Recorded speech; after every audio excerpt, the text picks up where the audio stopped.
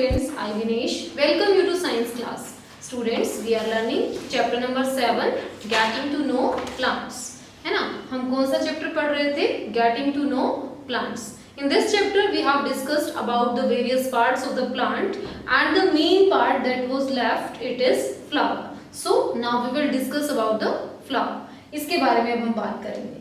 देखिए, it is a very beautiful part of the plant. Plant का बहुत ही beautiful part है फ्लावर. यू नो दैट कि हर एक प्लांट के अलग अलग कलर के साइज के फ्लावर्स होते हैं और कुछ एक प्लांट्स ऐसे भी होते हैं जो फ्लावरलेस होते हैं, मतलब जिनके फ्लावर्स नहीं होते हैं. ठीक है, बट हम फ्लावर्स की बात कर रहे हैं and this is the reproductive part of the plant, और हम कह सकते हैं रिप्रोडक्टिव ऑर्गन है फ्लावर. ठीक है, अभी हम इसके डिफरेंट पार्ट्स के बारे में डिस्कस करेंगे. तो देखिए, यू नो एक फ्लावर के नीचे बेस में green coloured structure, green coloured छोटी छोटी लीव्स होती हैं. ठीक है, उनको क्या कहा जाता है? सेपल्स. उनको क्या कहते हैं? Sepals.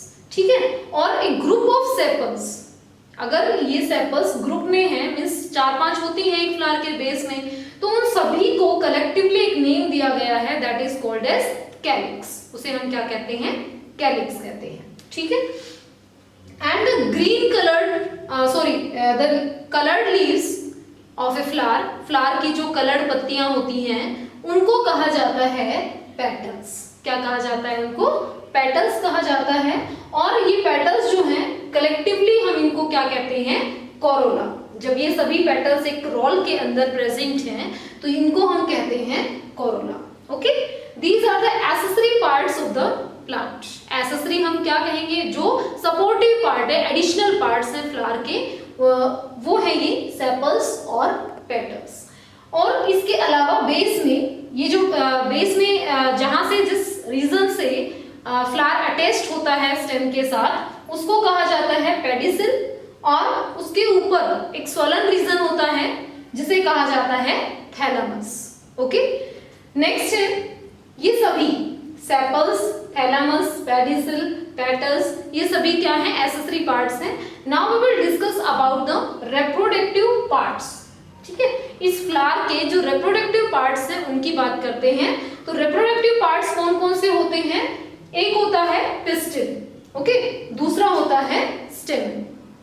The pistil is the female reproductive part of the flower and the स्टेमन is the mail reproductive part of the flower. ठीक है, फ्लावर के अंदर जो स्टेमन होता है वो मेल रिप्रोडक्टिव पार्ट होता है और पिस्टिल जो है ये फीमेल रिप्रोडक्टिव पार्ट होता है. देखिए, अब हम इंटरनल स्ट्रक्चर के बारे में डिस्कस करेंगे फ्लावर के अंदर.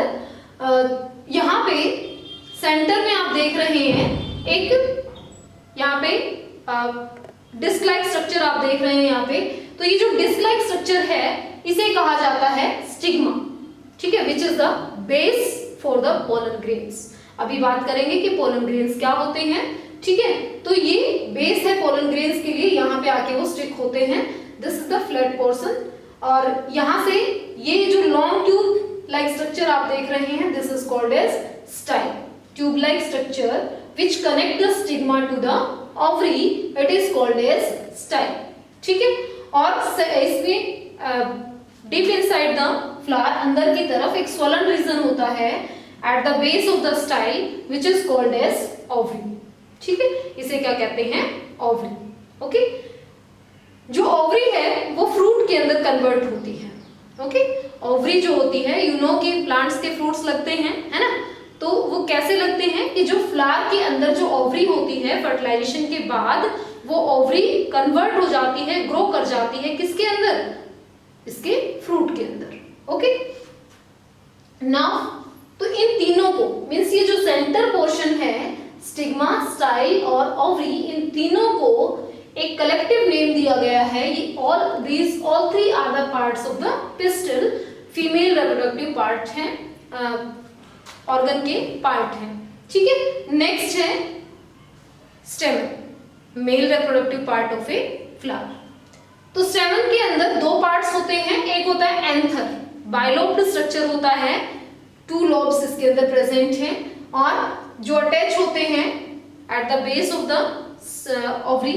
ओवरी के बेस से by the help of filament. एक थ्रेड लाइक स्ट्रक्चर से ये कनेक्टेड होते हैं जिसे कहा जाता है फिलामेंट। ठीक है, अब जो ये एंथर होता है, इन दोनों को कहते हैं हम स्टेमन। ओके, एक नेम दिया गया है इन दोनों को। और इस एंथर के अंदर येलो कलर के पाउडरी सब्सटेंस रिलीज होते हैं। जब ये मैच्योर हो जाता है तो ये अपने आप फटता है और उसमें से येलो कलर के पाउडरी सब्सटेंस निकलते हैं। ठीक है, उन येलो कलर्ड पाउडरी सब्सटेंस को कहा जाता है पोलन ग्रेन्स। ओके, उनको क्या कहा जाता है? पोलन ग्रेन्स कहा जाता है। अब फ्रूट्स फॉर्म करने के लिए क्या कौन कौन सी प्रोसेसेस होनी चाहिए? पोलिनेशन होना चाहिए। What is pollination? देखिए, यहां से अभी अभी हमने बात की, येलो कलर के पाउडरी सब्सटेंस निकलता है जिसे कहते हैं pollen grains. So the pollen grains from here reaches to the stigma. यहां से the transfer of pollen grains from anther to stigma, anther से स्टिग्मा पर पोलन ग्रेन्स का ट्रांसफर क्या कहलाता है? पोलिनेशन कहलाता है।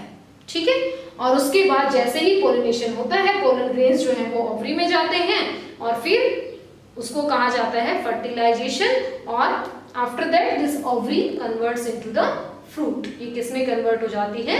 फ्रूट के अंदर कन्वर्ट हो जाती है। So we can say the function of flower is help in reproduction. ठीक है, फ्लावर क्या करता है? रिप्रोडक्शन में हेल्प करता है। ओके, सो ये थे parts of the flower or what is the function of the flower.